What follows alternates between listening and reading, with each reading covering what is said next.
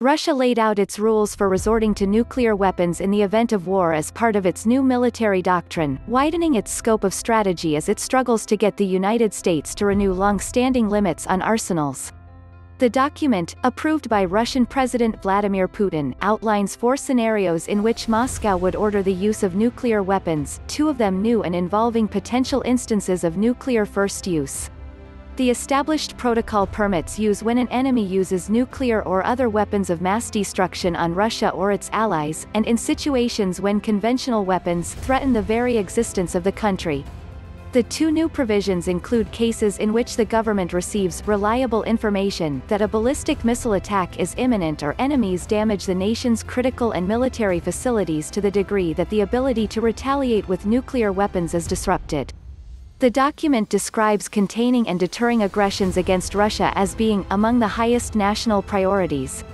Ultimately, Moscow's nuclear weapons policy is described as being defensive in nature and designed to safeguard the country's sovereignty against potential adversaries. The United States has remained ambiguous about the tenets of its own threshold for using nuclear weapons.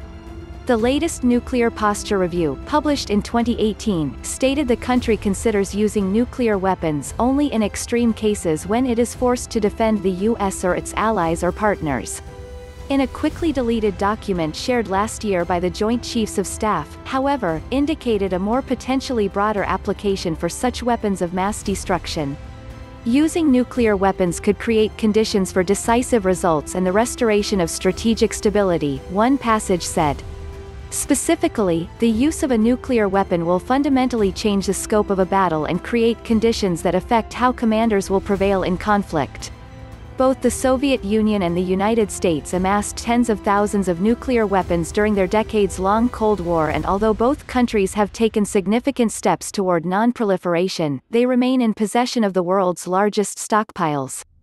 Since coming to office in 2017, President Donald Trump has threatened to let a historic treaty limiting and allowing information-sharing mechanisms of the U.S. and Russia's arsenals expire. The new Strategic Arms Reduction Treaty (START) limits Russian and U.S.-deployed intercontinental ballistic missiles, submarine-launched ballistic missiles and heavy bombers to 700 each. Deployed warheads on either side may not exceed 1,550 and deployed and non-deployed launchers were capped at 800. The deal, signed in 2010 as the successor to the original START, is set to expire next February, and the Trump administration has so yet to negotiate an extension. Instead, the White House has sought a new deal involving new, more advanced weapons platforms including highly maneuverable, hypersonic missiles, as well as other countries, such as China, which has declined to subject its much smaller arsenal to such restrictions. The next arms control agreement must be multilateral. Marshall Billingsley, Assistant Treasury Secretary for Terrorist Financing and nominee for Under-Secretary of State for Arms Control and International Security Affairs, told reporters last week. "We do absolutely expect that whatever arrangements are reached, the Chinese will be part of a trilateral framework going forward."